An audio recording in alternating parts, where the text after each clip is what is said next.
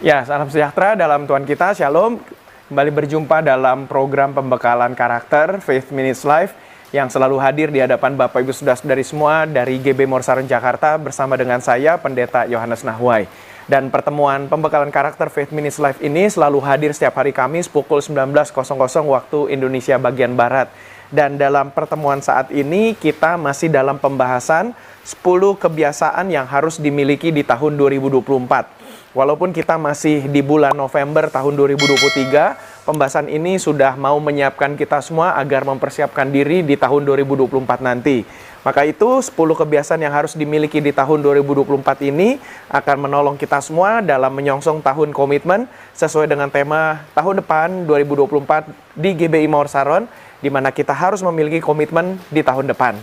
Maka itu kita menyiapkan pembahasan serial ini untuk menyiapkan karakter kita agar kita bisa menutup tahun restorasi 2023 dan masuk kepada tahun komitmen 2024. Dan Bapak Ibu Saudara-saudari, dalam pertemuan kita saat ini untuk tanggal 23 November 2023, kita sudah sampai kepada pembahasan yang ke-9. Dengan kata lain, pembahasan serial ini akan berakhir dalam pertemuan minggu depan, Kamis, tepatnya pada tanggal 30 November. Maka ketika kita menutup bulan November, maka selesai sudahlah semua rangkaian pembahasan serial Faith Minutes Live ini di hadapan kita untuk tahun 2023. Program pembekalan karakter ini akan kembali hadir pada pertengahan bulan Januari tahun 2024 nanti.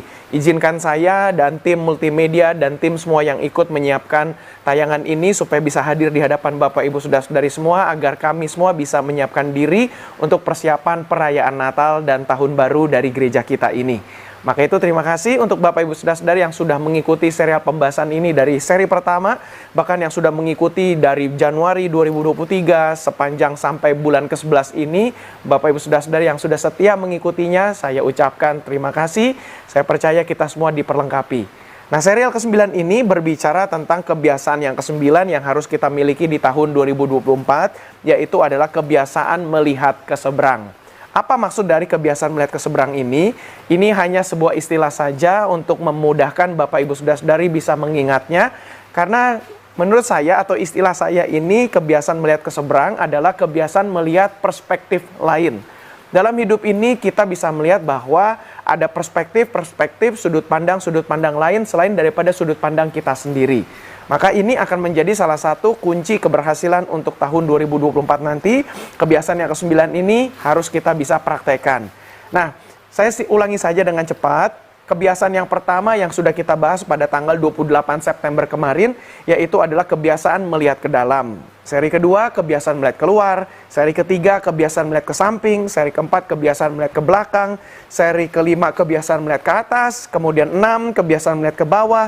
7, kebiasaan melihat ke tangan. 8, kebiasaan melihat ke kaki. Nah, kita seri ke-9 ini kebiasaan melihat ke seberang. Nanti minggu depan, Kamis depan, serial penutupan adalah kebiasaan melihat bolak-balik. Nah, kita fokus dulu kepada pembahasan yang ke-9 ini. Ada 3 alasan mengapa di tahun 2024 kita harus memiliki kebiasaan melihat ke seberang. Kita mesti membiasakan diri untuk melihat perspektif lain, sudut pandang lain. Karena alasan yang pertama adalah kebiasaan melihat ke seberang adalah untuk mencoba memahami sudut pandang lain. Kita perlu mencoba memahami sudut pandang lain daripada kita hanya melihat sudut pandang diri kita saja. Karena saya sangat yakin memahami sudut pandang lain ini adalah agar kita dapat membaca situasi.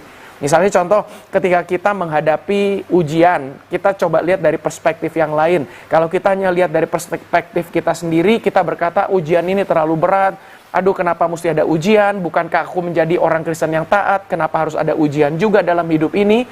Tetapi ketika kita mencoba melihat perspektif lain, maka kita akan mendapatkan sudut pandang dari pandangan yang lain. Misalnya, karena kita orang Kristen, kita tahu firman Tuhan, maka kita tahu bahwa, ketika aku mendapatkan masalah, ujian, ini adalah untuk membuat aku menjadi lebih kuat lagi. Karena kalau kita hanya memikirkan sudut pandang kita sendiri saja, ini akan membuat masalah bagi diri kita. Dan bukankah selama ini kita hidup menjadi stres, tertekan, menderita, ini semua karena kita hanya memikirkan sudut pandang kita sendiri. Maka itu untuk tahun depan, 2024, bahkan tidak usah tunggu tahun depan, mulai langsung pada episode hari ini, minggu ini, menutup bulan November ini, Bapak Ibu harus bisa melihat ke seberang. Nah, membaca situasi adalah penting untuk mengatur strategi. Maka itu kita harus melihat atur strategi ini, mencoba melihat dari perspektif lain. Maka ini akan memudahkan kita untuk menemukan strategi-strategi dalam menghadapi ujian-ujian tersebut. Mengatur strategi ini berguna untuk meraih keberhasilan. Jadi ulangi sekali lagi, perlu melihat ke seberang, melihat situasi dari sudut pandang lain, supaya kita bisa menyusun strategi, sehingga kita bisa dengan strategi tersebut, kita bisa menyelesaikan ujian masalah tersebut, sehingga kita bisa meraih keberhasilan. Contoh lagi yang kedua, misalnya dalam membangun hubungan kita dengan orang-orang, persahabatan, dengan suami istri, dengan pacar, dengan teman, rekan kerja, sahabat, teman komsel, teman pelayanan, bahkan gembala dengan jemaat, jemaat dengan gembala, maka itu sangat penting untuk mencoba melihat dari perspektif yang lain.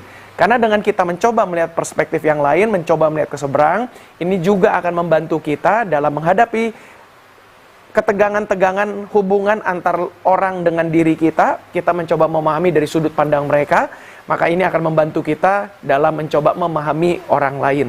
Misalnya ketika kita melihat ada orang berbuat jahat kepada kita, kita mencoba melihat ke seberang, kita jadi berpikir, oh bisa saja dia berbuat jahat seperti ini, karena memang ternyata dia punya pengalaman, dia sering dijahati sama orang lain, maka itu dia juga berbuat jahat sebagai bentuk mekanisme pertahanan diri. Nah ini sebagai gambaran bahwa kita penting untuk melihat ke seberang, mencoba melihat perspektif yang lain. Puji Tuhan. Yang kedua, alasan yang kedua adalah kebiasaan melihat ke seberang adalah untuk mencoba memahami orang lain. Bukan hanya memahami sudut pandang lain, tetapi juga memahami orang lain. Seperti tadi ilustrasi yang sudah saya jelaskan, memahami sudut pandang lain ini berguna untuk dapat memahami pola berpikir orang lain. Nah, misalnya tadi yang saya sudah sampaikan, bagaimana ketika orang berbuat jahat kepada kita, kita mencoba memahami jalan pikirannya. Kemudian saya melihat bahwa kesanggupan memahami pola berpikir orang lain ini akan memampukan kita membangun hubungan yang harmonis. Misalnya kita dengan persahabatan, dengan teman bisnis, kenapa dia menipu aku, kita mencoba memahami sudut pandang dari orang tersebut, maka kita bisa berkata bahwa iya ya, dari dulu memang aku sudah kenal dia, beberapa teman-teman sudah kasih aku wejangan untuk hati-hati, maka ternyata betul apa yang teman-teman katakan, ternyata orangnya adalah memang suka menipu. Maka kita mencoba memahami dari sudut pandang orang lain, maka kita berkata, oke lah kalau memang dia punya kebiasaan menipu, setidaknya aku tidak menipu. Nah, dengan cara seperti ini kita akan membantu diri kita sendiri supaya kita bisa menghadapi segala keadaan yang tidak seperti yang kita harapkan. Maka itu kita akan bisa melewati semuanya dengan baik, dan saya percaya dalam konteks yang kedua atau alasan yang kedua ini kita bisa membangun hubungan yang baik dengan orang lain.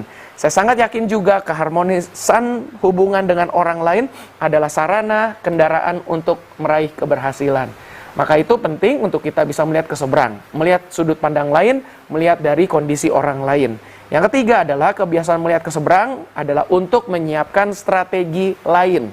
Misalnya, ketika kita melihat suatu hal yang mau kita capai, kita raih, maka kita akan melihat dari sudut pandang kita. Kita persiapkan diri kita belajar, kita timba ilmu, kita ikut seminar, supaya kita tahu berbagai macam strategi menurut sudut pandang kita.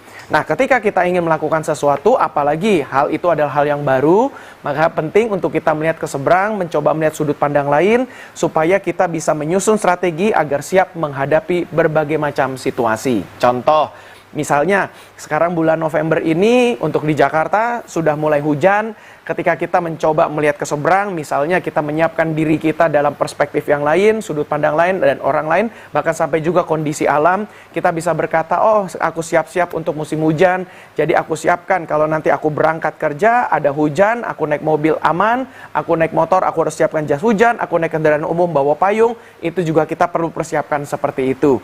Nah makanya ketika misalnya contoh kita kurang strategi, kurang melihat ke seberang, maka misalnya kita tidak menyangka terjadi hujan, terjadi macet, ketabrakan, dan sebagainya, maka bisa saja agenda yang telah kita susun untuk berkegiatan pada hari ini, maka itu semua bisa berantakan.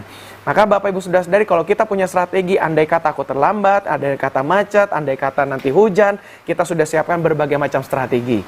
Dalam hidup ini pun juga begitu, ketika kita bekerja, berbisnis, seperti contoh saya sebagai seorang pendeta, gembala sidang yang melayani, maka saya juga harus mengatur strategi. Mencoba melihat dari sudut pandang yang lain. Salah satu tips yang saya mungkin bisa bagikan kepada kita semua adalah kita sering-sering mendengar masukan dari orang lain. Kita jangan sungkan untuk meminta pandangan dari orang lain dan meminta pendapat dari orang lain. Karena ini juga bagian dari mencoba melihat ke seberang.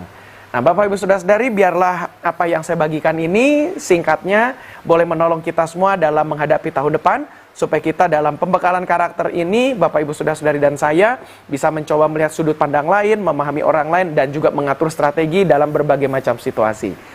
Moga-moga apa yang sudah Bapak Ibu Saudari dengarkan ini boleh memberkati dan melengkapi menutup tahun 2023 ini dan menyongsong 2024 dengan baik.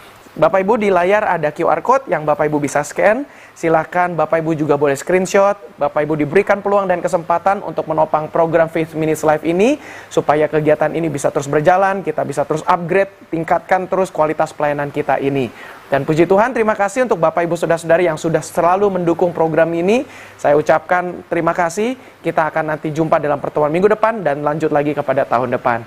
Dan Bapak Ibu yang menggunakan YouTube, silakan subscribe akun YouTube GBI Mawar Saron TV. Bapak Ibu juga yang menggunakan Facebook, silakan follow, like akun Facebook page GBI Mawar Saron. Bapak Ibu yang menggunakan Instagram, tayangan tengah minggu ini hadir dalam Instagram di akun Faith Minutes, akun gereja GBI Mawar Saron. Itu kita pergunakan untuk menampilkan berbagai macam kegiatan pengumuman yang ada untuk gereja kita. Dan kabar baik juga, Faith Minutes Live ini hadir di podcast. Bapak Ibu bisa dengarkan podcast dalam bentuk audio. Bapak Ibu bisa nikmati, dan itu tersedia di Apple Podcast, Spotify Podcast, dan Google Podcast. Baik, puji Tuhan, saya rasa itu saja. Kita tutup pertemuan ini di dalam doa. Bapa dalam sorga, terima kasih untuk tuntunan Tuhan sampai kepada pembahasan serial ke-9. Biarlah Tuhan boleh menolong kami untuk kami membiasakan diri melihat ke seberang. Maka itu Roh Kudus, bimbing kami supaya kami bisa mengatur strategi agar kami bisa meraih keberhasilan. Bagi kami yang punya pergumulan, Tuhan tolong. Bagi kami yang sakit, Tuhan sembuhkan dalam nama Tuhan Yesus. Kiranya Tuhan memberkati gereja kami GB Mawar Saron Jakarta dan cabang-cabang, serta berkati juga Indonesia. Terima kasih Bapa, inilah doa kami. Dalam nama Tuhan Yesus Kristus kami berdoa dan mengucap syukur. Haleluya, amin. Baik, terima kasih Bapak Ibu Saudara-saudari, sekian sudah pembahasan kita. Kita akan jumpa dalam pertemuan minggu depan, Kamis 30 November, dan itu akan menjadi pembahasan terakhir untuk tahun 2023. Kita jumpa dalam pertemuan minggu depan. Tuhan Yesus memberkati.